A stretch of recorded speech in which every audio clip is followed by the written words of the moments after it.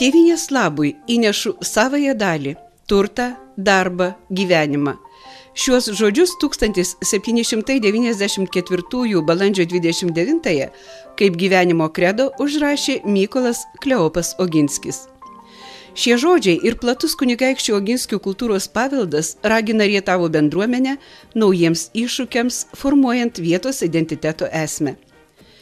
Pakilti naujiems svarbiems darbams, ieškant naujų būdų ir formų. Toks buvo 2012 m. rugsėjį Rietavo Oginskių muziejuje vykusios tarptautinės konferencijos Vietos dvasia Oginskių kultūros kelias uždavinys.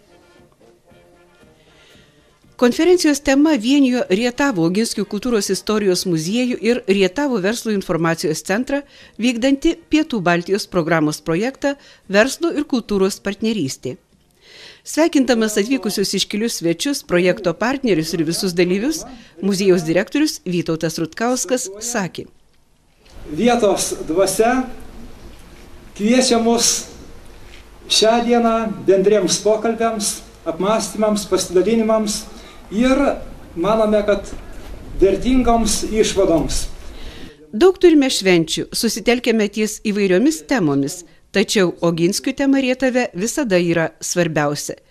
Nėra tokio žmogaus šioje vietoje, kuris nežinotų, ką yra padarę Oginskiai, už ką juos turime gerbti ir prisiminti, sakė Rietavo meras Antanas Černeckis. Kalbame apie kultūrą, apie ryšį tarp verslo, kultūros, apie atminimo išsaugojimą, apie paveldo išsaugojimą.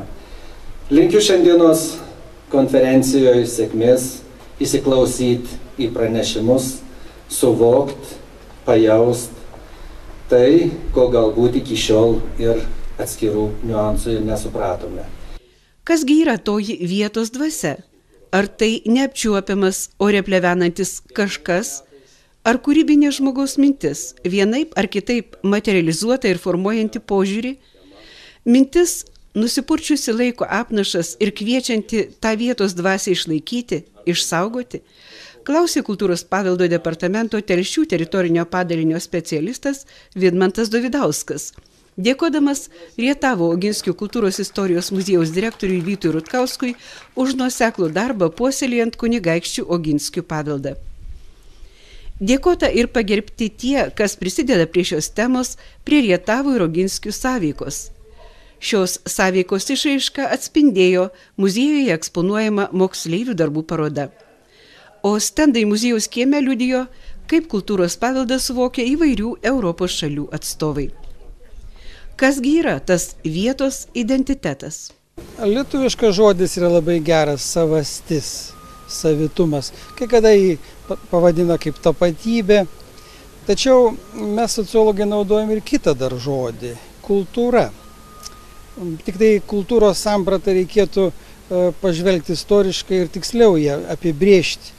Mes neturim numesti šalį vietos kultūros. Pasirodo, vietos kultūra tai yra pats pagrindas, kadangi iš vietos kultūros augliukų susideda bendrasis žmonijos kultūros medis. Ir štai praėjo tiek jau šimtmečių, o Oginskių kultūrinis paveldas, jų naujadaros kultūra, žiūrėkit, jie ne vien šoko ir dainavo, ne vien polonezus rašė. Jie kūrė naujoves, jie pirmieji elektrą atnešė į Lietuvą, juk jie lemputė, pirmoji lemputė įsižiebė, čia juk telefono ryšys iš čia atsirado. Kultūros paveldas jis turi būti įprasmintas ir pratęstas į ateitį. Štai, kai mes nagrinėjam identitetą, mums čia labai reikia vieno žodžio, labai tokio, na, sakykime, nelabai madingo pas mus – atsakingumo. Asmenybė be atsakingumo, tai aš nežinau, tai yra katastrofa.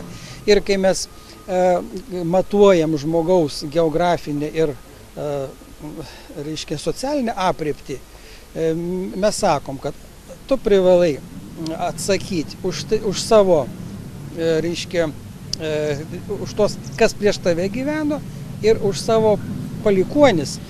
Svarbiausi konferencijos tikslai – aptarti kultūros paveldo reikšmę vietos dvasios išsaugojimui ir ugdymui, formuoti konkrečias verslo ir kultūros partnerystės įžvalgas, išdiskutuoti Oginskių kultūros kelio formavimo tikslus ir prielaidas, aktualizuoti iškilaus valstybės ir visuomenės veikėjo Mykolo Kleopo Oginskio 250-ųjų gimimo metinių reikšmę regioninio ir tarptautinio bendradarbiavimo plėtrai. Konferencijoje dalyvaus Valstybinio turizmo departamento prie ūkio ministerijos direktorė Raimonda Balnienė sakė: Kultūros keliai tam, kad jie būtų gyvi, kad jie išliktų ir ne tik tai kokio nors projekto ar iniciatyvos rėmuose, o kad jie gyventų ilgą laiką, būtina, kad apjungtų idėją, infrastruktūrą ir kad jie galėtų patys iš savęs, taip sakoma, gyvuoti ir generuoti srautų žmonių, tiek Lietuvos turistų arba kad ir moksleivių, tiek ir iš užsienio atvykstančių žmonių. Ši tema tikrai puikiai Oginskiai. Istorija, dvarai, kultūra, muzika. Bet taipogi reiktų pagalvoti ir apie tai, kaip bendruomenės apjungti, kaip prie šito kelio prijungti ir padaryti sistemingus tam tikrus kultūrinius renginius, kultūrinės tradicijas. Joks žmogus nevažiuoja be maisto, jam reikia valgyti. Taigi gastronomija turėtų sugalvoti, o šitas kraštas tikrai turi ką pasiūlyti. Ir šiandien per kavos pertraukėlę ragavau įdomaus sūrio, pieno sūrio, įdomus pyragėlius su lašiniais ir varške ir taip toliau. Aš net neabejoju, kad būtų galima sugalvoti šitą priežastį, kodėl žmonėm atvykti. Taip pat reikia pagalvoti žmonėm, kur apsistoti, jeigu jie nori, kad ilgiau pabūtų, kad iš toliau atvažiuotų, kad daugiau pinigų šitoj vietovėje paliktų. Reikia irgi sugalvoti prie šito kelio vietas nakvyniai ir, kaip sakiau, pramogom. Ir reikia informuoti žmonės. Vietovės identiteto stiprinimo, bendradarbiaujant verslui ir kultūrai, pavyzdžius iš Europos Pietų Baltijos regiono pateikė Rostoko iniciatyvos atstovė Kristina Kiobė, Anija Miraš iš Greifsvaldo ir Piotr Jankovski iš Ščecino. Rietavo verslo ir kultūros partnerystės kryptis nusakė Rietavo verslo informacijos centro direktorė Laima Dockevičienė ir Lietuvos inovacijų centro atstovė Šiaurės Lietuvoje, Rietavo verslo ir kultūros partnerystė projekto ekspertė Asta Šukienė, pridūrusi, jog ši konferencija puikus pavyzdys, kai verslas ir kultūra randa bendrų tikslų ir uždavinių. Prioritetinės kryptys – tai vietos verslo konkurencingumo vidaus ir užsienio rinkose didinimas, pritaikant inovatyvius kultūros integracijos metodus, Rietavo savivaldybės žinomumo, informacijos pasiekiamumo ir sklaidos plėtra, savivaldybės savasties stiprinimas, puoselėjant kultūrą ir istorinį paveldą, bei plačiau įtraukiant į vietos sociokultūrinę aplinką. Šių tikslų bus siekiama taikant ir diegiant pažangiausius kultūros ir verslo partnerystės metodus, ugdant verslumą, įtraukiant verslo įmonės į kultūros ir istorinio paveldo projektus.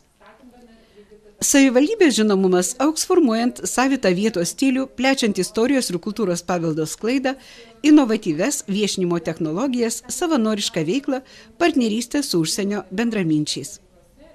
Vietos savasties stiprinimas skatinamas organizuojant istorinio, kultūrinio ir kitokio paveldo, kaip Oginskio kultūros kelias ir pieno kelias, turistinius maršrutus, išgryninant vietos simbolius, apjungiant menininkų veiklą bei remiant jaunuosius kūrėjus, organizuojant renginius, jungiančius kultūrą ir verslą bei daugybę kitų naujų idėjų. Tarptautinis projektas Verslas, kultūra ir partnerystė tikrai duos vaisius. Šiandieninė konferencija taip pat tą parodė, kad visos mintis jau sukasi ir realizuojasi apie Oginskio kelią ir labai džiugu, kad ir šalia ateina kitas kelias, pieno kelias. Tai aš manau, kad verslas ir kultūra ras bendrą ateitį kartu. Nes iš ties mes tuose mažuose regionuose mes turim būti inovatyvūs, mes turim ieškoti mechanizmų, būdų, kaip būti patraukliems ir įdomiems. Nes tikrai nėra lengva pritraukti turistus, srautus pas save ir taip skatinti verslą, kad čia paliktų atvažiavusieji pinigus. Tai mes turim tikrai gerai pasukti galvą, kaip tą padaryti bendrom jėgom. O su pieno keliu, va dabar su antru keliu, tai ypatingai orientuojamės į žemdirbius, į ūkininkus, į stambesnius ūkius ir ypatingai pieno ūkius. Be jokios abejonės pieno kelias vėlgi jis galima būtų pažiūrėti plačiau, ne vien sūris ir kiti pieno produktai, bet tačiau gali būti paslaugos susiję su pienu. Gali būti, pavyzdžiui, prie kaimo turizmo sodybos kažkoks tai elementas įdiegtas būtent su pienu. O gal kartais atsiras partnerystė graži. Tikrai mes didžiulius rautus sulaukiam pravažiuojančių žmonių. Ir mes neišnaudojam šitos auksinės zonos. Tai vat, mes ir norim tiesiog šitų projektų dėka ir ypatingai tarptautinių projektų dėka, kaip ir šiandien matėme konferencijoje, kiek yra nuostabių projektų, idėjų ir tos idėjos, kurios gali būti realizuotis ir čia. Ir ne tik tai čia, mes galimgi būti partneriai, nebūtinai konkurentai. Labai džiaugiuosi labai aktyviom nevyriausybinėm organizacijom, švietimo įstaigos, kultūros įstaigos, net bažnyčia įsijungė prie mūsų. Tai aš taip galvoju, kad Rietave neliks neįtrauktų. Tarptautinės konferencijos dalyviai priėmė rezoliuciją, kuria pritarė Rietavos savivaldybės bendruomenės siekiams plėtoti oginskių kultūrą kaip esminę vietos savastį. Ugdyti vietos bendruomenių, savivaldos organų, viešojo ir privataus sektorių, verslo ir kultūros darbuotojų kultūrinę savivoką, verslo ir kultūros bendradarbiavimo naujo turinio ir formų paieškas, įprasminti oginskių techninės inovacijos kultūrą. Šitą konferenciją atskleidė tokių minčių įvairių, nes verslas, paveldas ir turizmas, taip sunku sumesti iš karto į vieną vietą ir kažkokią sintezę padaryti. Bet po visos dienos darbo išryškėjo iš tikrųjų, kad tai yra suderinama, kad tai yra puikiai įgyvendinama ir galima padaryti didelius darbus.